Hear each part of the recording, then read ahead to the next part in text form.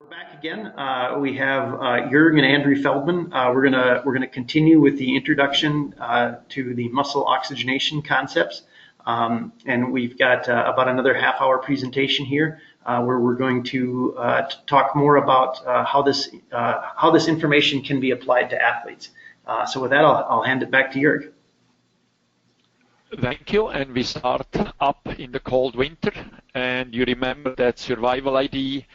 If the guy would ski without clothes, he potentially would be not that great in performance. But the idea here was to show you how we like to collect the data from all the different systems and how we did that and why we ended up by, at the end now, just using a Moxy. So again, as a summary for the lungs, we use any kind of VO2 machine. We used a FitMate because it was very cheap and we could do it in a backpack. We also used a K42B, which is a portable VO2 machine. And we really were not that interested in the VO2 max. We were mainly interested in how the respiration would actually work. Nevertheless, the VO2 max was a nice additional information. Then we were looking with a PhysioFlow how the heart would work, and then we were mainly interested how not just the heart rate would go up, volume and heart rate times stroke volume would be then your cardiac output. And then we used NIRS. At that time we used one, which was a Portamon.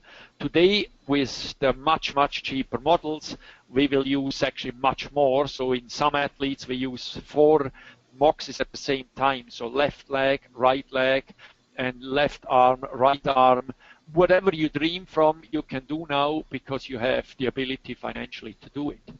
So here I go back to another picture out of Holmberg's great presentation, and you can see what I showed on our first slide, where and how SMO2 and total hemoglobin will give feedback.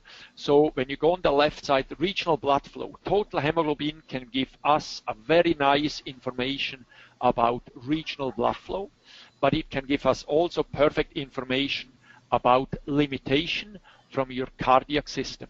So for example, we had that idea about blood pressure. If you as a cross-country skier go super hard, you may not have a high enough or a big enough cardiac output to sustain the blood pressure in your brain and the blood pressure in all open blood vessels. So we will see in the upper body or in less involved muscles, like for example in cycling, a drop in total hemoglobin to maintain the blood pressure in the brain, but you still may have a good opening or a great total hemoglobin reaction in your legs. That's when you as a cyclist potentially even may feel that you get stiffer in the upper body as a sign that the delivery system may have started to reach a certain limitation. Now limitation has for some people a negative taste. Limitation doesn't mean you have a cardiac problem. It just means that for the moment, in the situation you are in now from your physical ability, the cardiac output is one of the weaker systems, and if you improve that, then it's not anymore a limitation. So it's nothing negative, but many people ask, do I have then a cardiac problem? So that's not the case.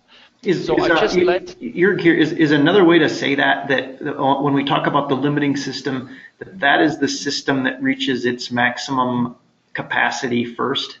Exactly. For a while we used the name a weak link. So I had always a picture from a nice metal chain, and I connected these 2 metal chains with a plastic link. So we still had a chain, but one link was the weakest link, which doesn't mean it is a disease or anything. It is just currently your weakest system. So depending how you trained, you may have not taken enough care on that particular system. So now it's the weakest guy. And you will see later when we show again how we use Moxy, what we mean with finding that limiter or that weak link. I think what's important also to say here, what a lot of people get, is that you can have 2 athletes that have very different levels of performance. You can have a 2-hour marathon runner or a 4-hour marathon runner, and they could potentially have similar looking limitations, but just the performance before they at that limitation point is very different. That's why the physiological information is different from this objective performance parameter. Exactly. I just had the discussion with a guy on the internet over a very well definition in cycling, the critical power. You can have two athletes who have the same critical power. That means they push the same wattage, but there may be different reasons why they not can go higher in this critical power. So one guy could have a strength limitation and creates a problem that he compresses the blood vessel too much, and therefore he can't go not higher. And another guy may have a delivery limitation, meaning his cardiac output, that's why he not can go higher. But if you just look at the performance, you think they're equal. They are equal in performance, but the way they produce the performance is not out of the same reason. So I like, because I'm living up here in the north, I like to show a practical application in exercise physiological team approach. So you have a guy here running his sled dog team with his friend, and suddenly they stop. So logically, the guy on the sled will ask, why the heck do we stop? And he gets a very clear and simple answer. We have a system failure. So what failed? And when you look carefully, you can see where the system failure is. So nevertheless, he may not realize it, and he asks, well, which one failed? And I assume in the meantime, most of you guys found the failure of the system. It was not the cardiac system in this case. It was not the guy with the good muscular strength and speed. It was not a guy with an excellent respiratory situation. It was a guy who were simply running out of air and he pooped, and that's why we actually failed. This is the sled dog is in your team, in your body, and your body is a full team approach. So to make it a bit easier, when we make a training intensity profile, we try to figure out where is your team starting to run in trouble and what team member starts to run in trouble. Then you have the classical idea of a rower. And when you make a classical test where you go all out, like a maximal heart rate or a maximal VO2, you really don't care about the team member. So you have just that one rower. And that one rower really is the athlete. And you don't realize when you not look closer that there are actually 4 guys in that rowing boat. So when we look at physiologically, we actually look at and understand what the function and how the strengths of each of these rowers will be. This is your body. That's why we like to test. If we test an all-out, we test the black guys. We don't care how they work. We just see the end result. So you really have a team in the athlete. And this is really what we try to bring you over, why we use Moxy and why we like that system. So the question is really, where is the limiter in my team? And do the other team members, can they compensate? How long and how does the compensation shows up? Let's go. Can you explain just a bit on that compensation system? Is the idea of having a compensator that even when you've reached your limiter, that doesn't mean you're at your maximum performance level? That's something, if you were at your if you reached your cardiac limitation, that you still have room to have yet higher performance, but then some of the other systems have to react. Or could you expand on that idea of the compensator? Yes, that's exactly. And Andre most likely will come in and say, this is a time bomb. And it is. A compensator is a time bomb. I mean, once you reach the limitation, and I will show you that in the next slide, once you reach a limitation, the other guys try to compensate. And the question is how much above you push that limiter above his own ability. Because the compensator itself works as well. So let's take an example. You have a limitation in your muscular strength. So you push harder and harder and harder, and due to the fact that you create more and more muscle contraction, you compress your blood vessels more and more together. So there is less and less blood flow going to your working muscle where you need the oxygen. So now you have, as you push harder, less oxygen to try to create the same performance. and you will start, and that's where a big discussion will come later in, you will start to use also some tools to create your ATP which is not coming from oxygen alone, so oxygen independent energy production. But there is not a huge tank out there. So what first will happen if you start to actually integrate a lot, everything works together anyway. You not have aerobic or anaerobic. Everybody works at the same time. So as you create more and more hydrogen ions, as you push harder, you will start to get into trouble, and you have to try to get rid of the CO2, because that's the fastest and a great way to balance hydrogen ions in your body. So if your breathing is perfectly trained, you can try to breathe much more to still try to balance as long as possible your hydrogen ion concentration. So your breathing can be a compensator for a relatively weak muscular strength. But again, there's a time limitation how long you will be able to do, because once then you start to overpush your respiration, then that gets a limitation in itself. But this is the interesting part, and when we talk about the training in my next slide, how hard can I train? Because every time I go all out, I for sure always will overload the limiter. But I for sure always will start to load and potentially overload the compensator. And now you certainly run into trouble that you start to kill the compensator because he is steady overloaded. And I like to show you with the next example as a practical way, because rowing is a nice way to show that. So when you look at traditionally, you have a rowing boat and you start out, ready, go. They do their 2K or whatever distance they go, and they will end up at the finish line, and they have a result. And the result will be either time, or we measure perhaps how much wattage they produced as they were rowing. We know the distance they did in a certain time, and we may read out the speed. So we actually have an end result from the rowing team. But we have no clue why they were that fast, why were they not faster, or why were they so much slower than the other team. So what I really like to do is, when I actually have a rowing team, I like to have the same information. I like to see the end time, but I like to know at the end of the race why I was not faster. And so in that case, for example, it could be that the limitation was the breathing.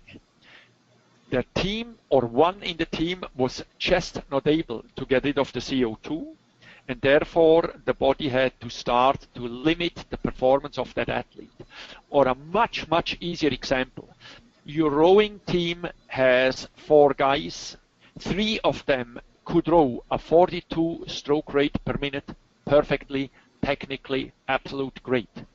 But you have 1 guy in there who only can go 38 stroke rate, and then he loses the ability to have a perfect technique or any other ability. He can't go 42.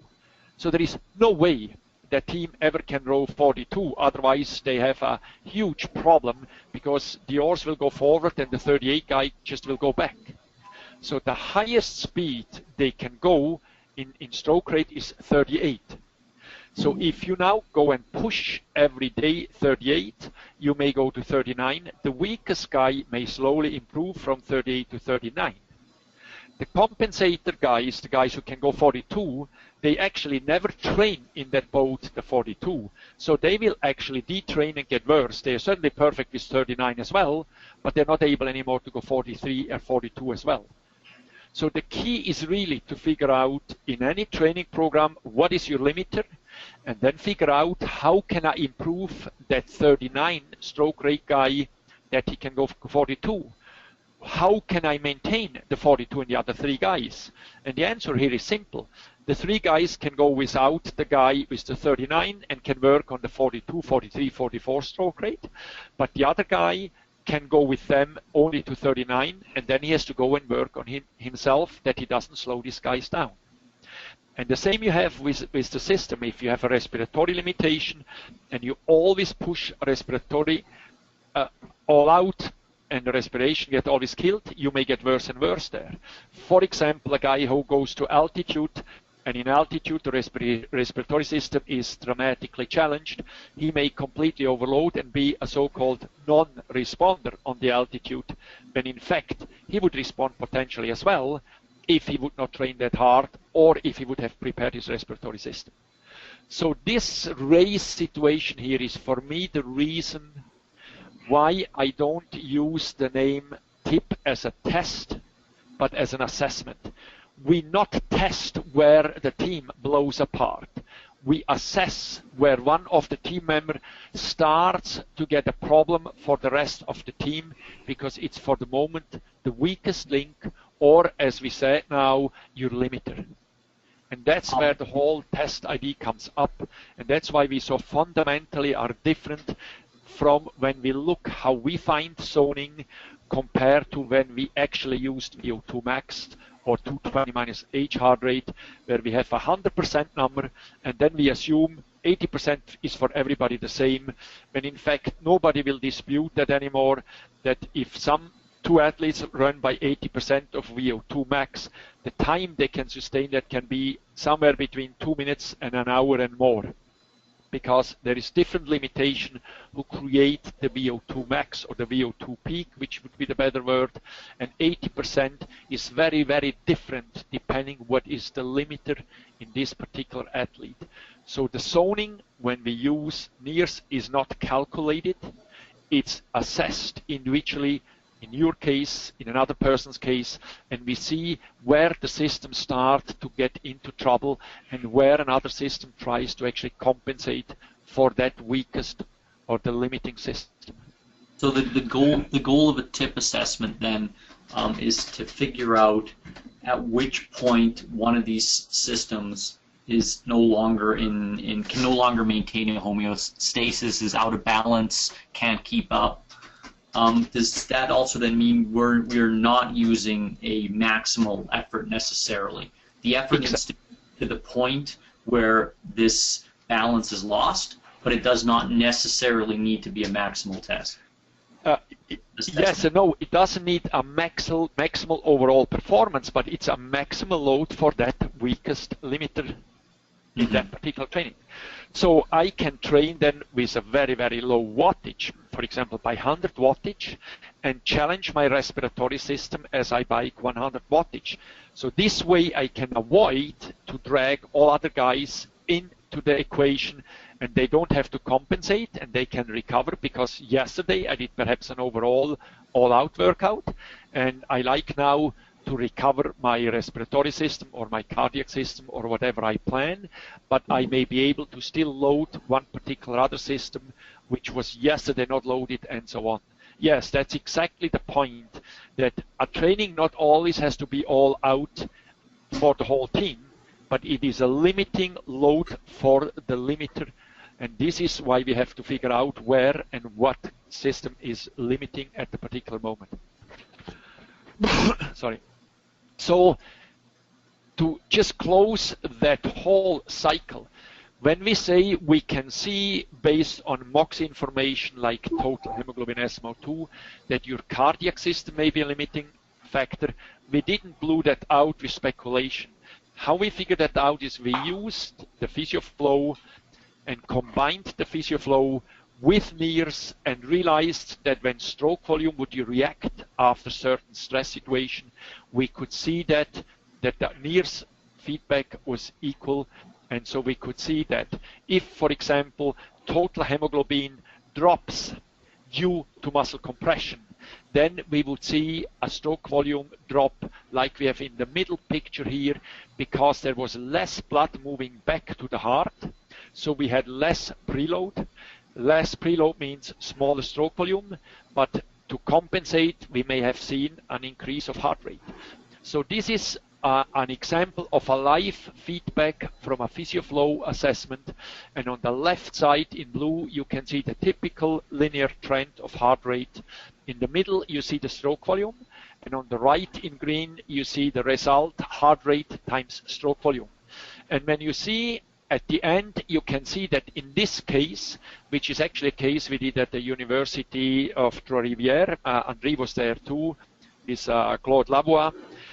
This was a case where you can see that towards the end of the test, the stroke volume starts to drop. You don't see that really in the heart rate reaction. in the heart rate reaction, it looks like everything goes like planned. But you can see that the stroke volume drops, and the result was then that the cardiac output wouldn't go up anymore as well. So there was a clear plateau in cardiac output, and it was a drop in stroke volume. And when we then, at the same time, and we were lucky there as well that we had a NIRS equipment, at the same time we saw actually that the total hemoglobin in this athlete actually would drop at the same time where we saw a drop in stroke volume. So this is one case, but we did many, many cases, and I tested over many, many years, hundreds of athletes alone here in town, and restarted to do this. And so in many cases, we have a very nice confidence that that works. But it not always works, so when we know there is a cardiac problem, not a limitation, a problem, then it's still needed that you go in a lab where you get really that information done. But for the average healthy person out there, it's a very nice way to actually make a connection. We used other approaches then in the way that we used the NIRS, and at that time that was a Portamon, now it's a Moxy. And you can see again, we used different IDs. On the right side is a 3-minute step test. On the left side is a system we use. Doesn't mean it's better or worse. There's just different reasons why we do interruption, and that may be potentially then a webinar we really can go into more details. So this is an example of a test where you can see on the right side a 3-minute test like you just showed before, where you can see that the total hemoglobin towards the end of the test actually dropped, and that was the PhysioFlow picture you had before. And you can see the purple here is normally now green. That's the trend of SMO2. There's a specific reason why we use here total hemoglobin difference. We can discuss that later as well when we talk once about different NIRS systems. And then we used FitMate, and this would be, and that's not to make it ridiculous or whatever, but this is the information we as well used in the past. We had a heart rate which had a linear line more or less. Sometimes it would give a deflection up there, depending how the protocol was. Key name would be Conconi test. You can create always a deflection by just changing the length of the step to compare to the step before, and you will get a deflection heart rate. So the protocol produces the deflection and potentially not the physiological reason. We used lactate, and I'm very hard driven there because I was the guy who brought lactate point of care analyzing over to North America. And I have to say, why would I poke somebody when I can do a much more direct information? But nevertheless, lactate is a great tool to do a lot of feedbacks on metabolic reactions. And then you see the blue one, the VO2 max, with the big discussion going on, is there such thing like a VO2 max? So we normally use the word VO2 peak. That means the highest value we measure today on the assessment. Now, when you look at this graph, it is great, and we make lines, and we make the lines based on percentage and on some kind of trends of something called lactate curve, where we have about 25 different concepts to find a lactate threshold. A discussion we not even like to start here because let's focus on Moxy. But with this graph, we are just not able really to figure individually out where the different system may start to reach their own limitation. So therefore I changed that VO2 in a different point of view. And it looks very complicated, and I try to make it simple. Nobody argues against VO2 is cardiac output times arteriovenous oxygen difference. But just look at what cardiac output really means. We measure in a VO2 max test the heart rate, which is one part of your cardiac output. But it's a very small part. The much bigger part who influences your cardiac output is your stroke volume. And you can follow yourself later when you reopen that picture again. You can see how breathing, blood flow, muscle pump, muscle contraction all influences the cardiac output. And on the right side, you can see how muscle blood flow and again, breathing, nutrition, all can influence how much oxygen you actually bring in and how much you can use. So I think it's much more VO2 than just a straight line who stops somewhere in a maximal value. It's an incredible, interesting concept. And when we go now, the really interesting step is, you can see again, we replaced the left and the right side, the cardiac output and the oxygen difference, with what Moxy or what NIRS can actually tell you. And again, take some time and just critically read through, and you can see why, when we used FitMate, VO2 machine, when we used cardiac information, when you use blood values and surface EMG, why we certainly realized that at the end of the day, remember the hierarchy, the non-involved muscle is the first guy we can afford to shut down, because we don't need it for particular that effort, and all of that will show up first with the ears in the non-involved muscle. So if you have a delivery problem, the non-involved muscle will be the first guy who will start to reduce blood flow and SMO2, because now you have deliver inside the locomotor muscles, because the big delivery system desperately have to stay alive. So, I'm going to add 2 points here. Sure. So about the, if anyone's having little troubles with the non-involved muscle and way blood's distributed, it's not controversial at all to talk about the way that, for example, your stomach functions or does not function during activity.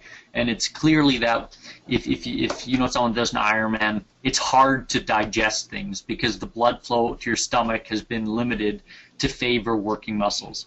Basically, the same thing happens in peripheral muscles that aren't active. It's the same priority. It's just you start with things like the stomach where you say, okay, we don't need that, so we're going to shut that down. But as intensity goes up and you're cycling, the body's going to make the same decision with your arms as well and with your shoulders. That's the first point. And the second point I want to quickly make about the VO2 max is that a lot of the times we get discussions that we criticize VO2 max testing. And the way that I look at it, I don't have the concept of VO2 and the importance of oxygen consumption. That's valid, and we agree with that, and I agree with that. The problem is that when you use a VO2 max testing device, you don't really look at VO2 in the physiological sense of what's happening with oxygen consumption in your muscles. You're looking at it very indirectly over a pulmonary measurement. That's what we want to do better with the Moxy, at least the way that I understand that you're presenting it. Is that right? Yeah, that's exactly. You're just too fast. That's exactly our next slide. But the example you have with digestion, I think this is the most extreme and best example. And this is another reason why when we do our test or our assessment, we don't start with a warm-up, because that's exactly what we like to see. We like to see whether, as you start very slow, you move blood from non-essential organs for movement into your working muscle. So you actually shift blood from your liver, you shift blood from other body parts you have nice circulated during rest into the body parts you need now because you fight or flight or you do sport. And I often use one example, and Jiří Dostal from the Czechoslovakia sent me some incredible, interesting studies who show that actually in humans the same happens, just not as extreme. And in horses it has the name spleen dumping. So when you start a horse, the heart rate shoots up and he has a built-in blood doping system. Instead of getting an infusion with blood doping, it has the infusion built in the spleen, and about a quarter of his blood, which is in the spleen as it rests, gets immediately shot into the circulatory system, which you can imagine what that means. Blood doping, it has immediately 25% more red blood cells to create energy to flight or fight, mostly flight.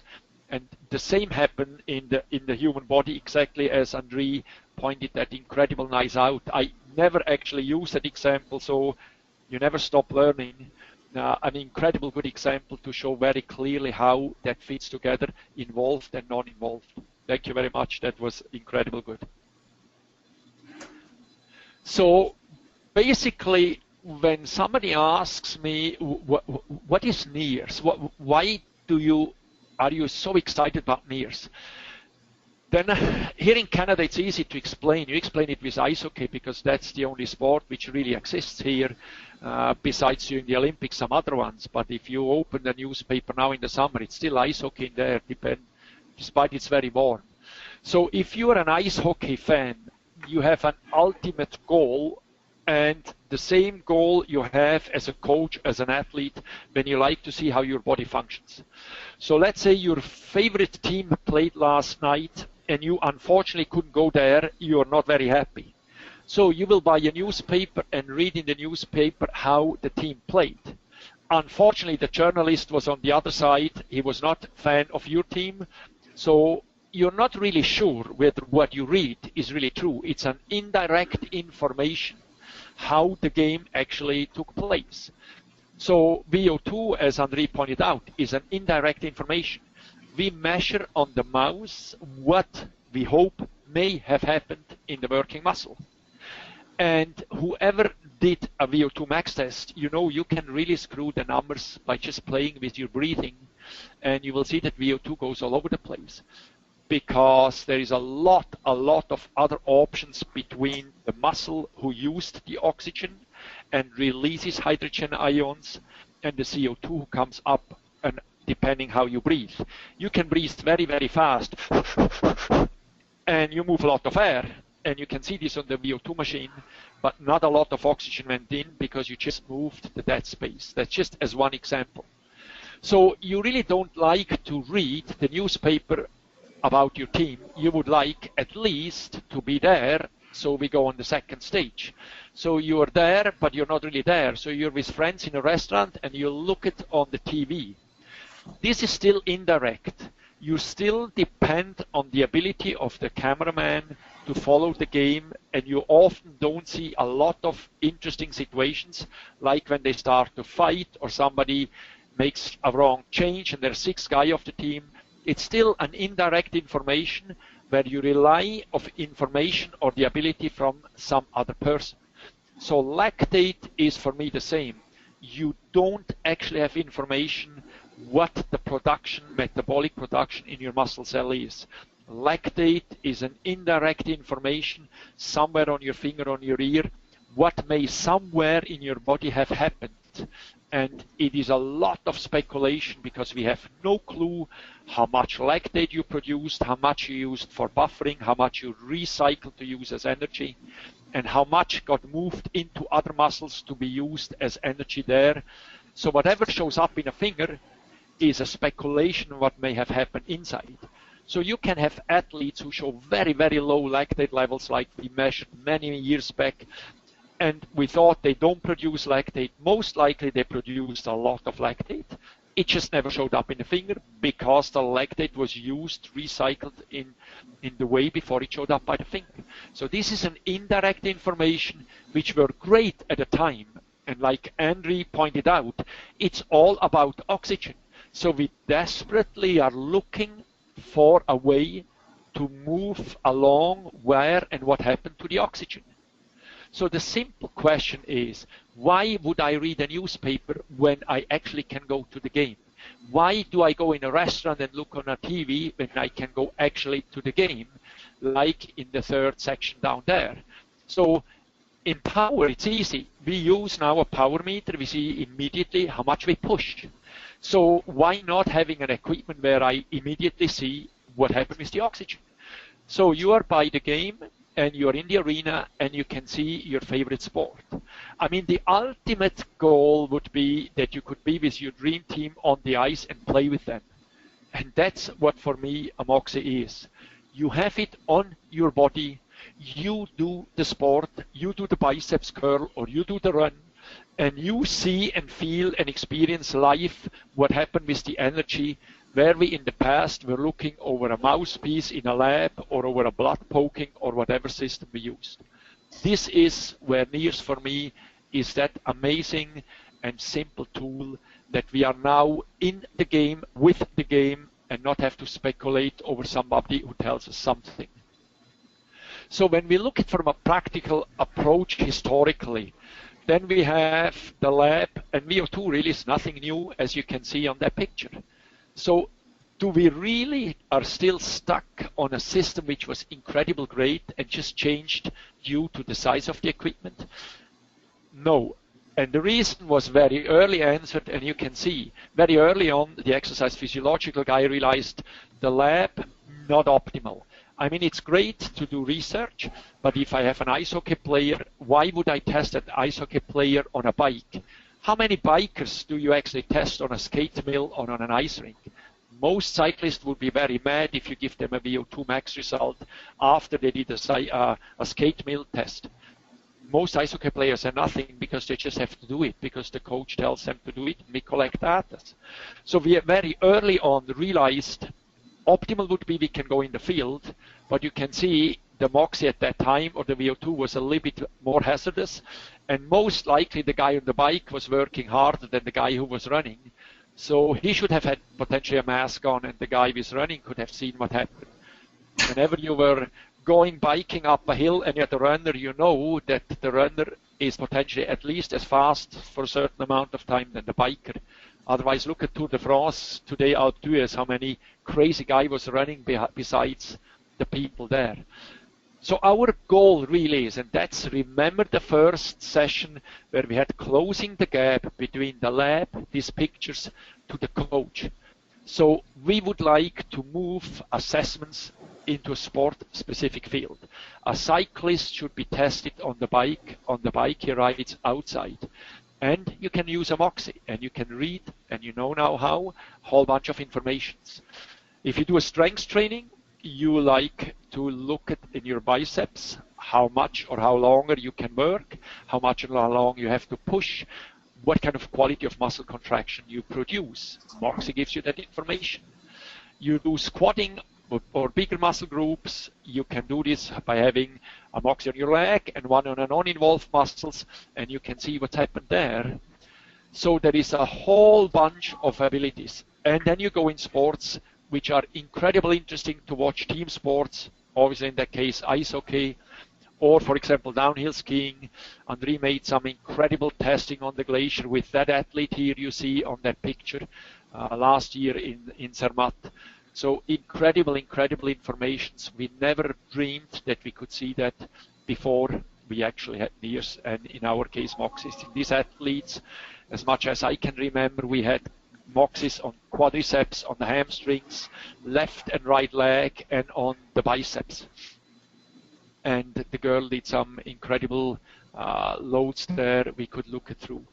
So this is just one example of a very simple assessment, biceps curl. On the left side, you see 4 biceps curls, and you see the trend of the blood. The blood here goes up first a little bit down, then it goes up, and then it goes a little bit down. And this has all certain information. So you can see here, it goes first down here. That means you make a muscle compression. And after this muscle compression, you push harder, you keep going, and now you suddenly can see that the total hemoglobin here goes up. So that means you have so much contraction that you still get blood in, but the blood can't go out. We name this venous occlusion trend or outflow problem. So you get much more blood in, you get the pump effect. And then when this guy here, that was a guy who is a Moxy center down in Florida, thanks to his incredible ability to contract that heart, he actually was able, you can see here on the top, to create actually an arterial occlusion, which was incredible. You don't see many people who can do this that easy.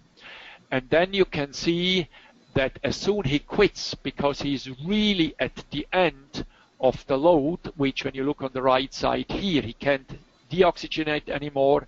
That's when you can see it actually drops down again. This is an occlusion outflow. So this is in one simple exercise, an example how easy we can look muscle reaction over total hemoglobin.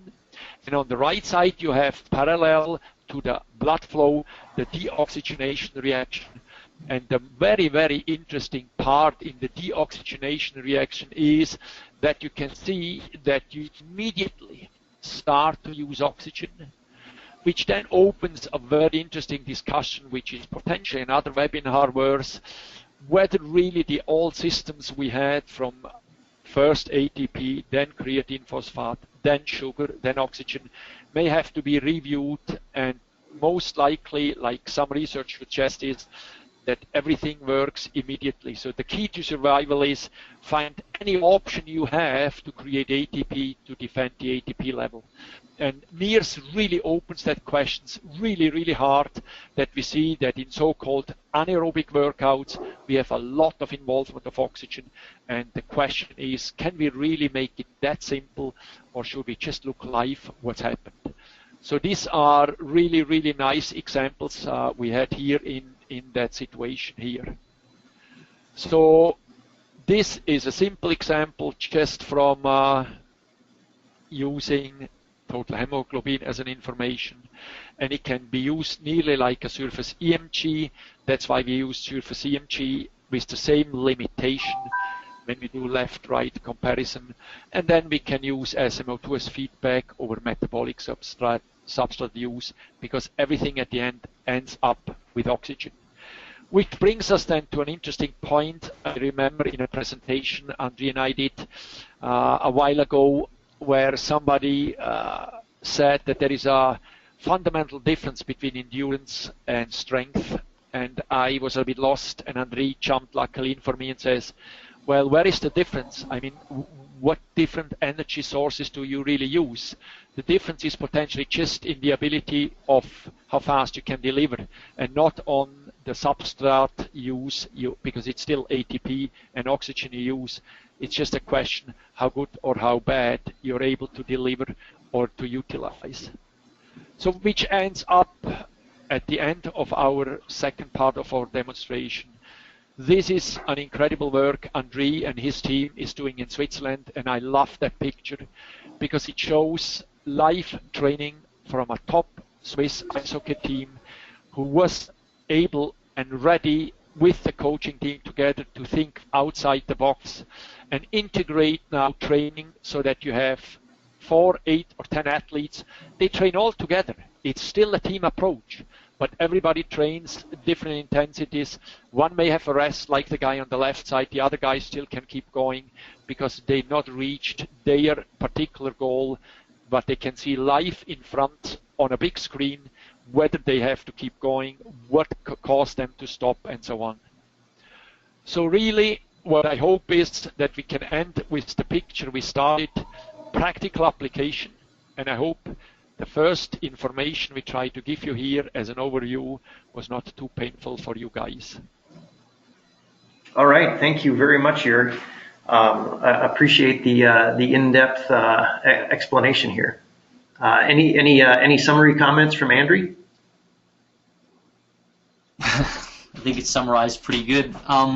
I think the most important comment that I make is I always get lots of questions from coaches and athletes, but also from academics about things that we do. And often it's, well, are you sure about what you're saying? And I always say, look, this is a scientific approach. So in science, one of the most important things is Hume's law, which is basically that you can never be sure what's going to happen. Even if you drop a ball over and over and over again, the chances are it will drop, but it could be that it doesn't. The sun should always come up every day, but you can't be 100% sure. The basic idea is that science doesn't give you a correct answer. Science just gives you an empirical approach and gives you confidence. And that's why you do in science. You quantify your confidence, or you quantify your degree of certainty. And that's really what we do. So no, there's lots of questions that have to be asked, and lots of questions have to be answered, and a lot of the times we're not sure about the answers, but because we work with athletes, we have to give a certain answer. We can't just say, like, sorry, this is science, we're just going to not do anything. We have to do something. So it's always about using the information you get, making the best decision based on your experience and based on the information the technology is giving you, to come up with the best approach for that individual athlete.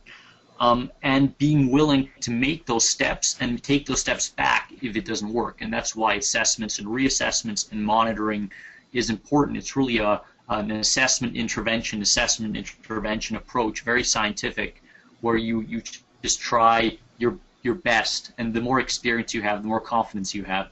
But it's never a 100% certainty. If you want 100% certainty, science really isn't. Sports science isn't the field that you're working in. Okay, great. We're going to continue this discussion in some future webinars. We're going to go through some specific examples of how we identify certain types of limiters. So be sure and check out our follow-on seminars. So thanks everyone for listening.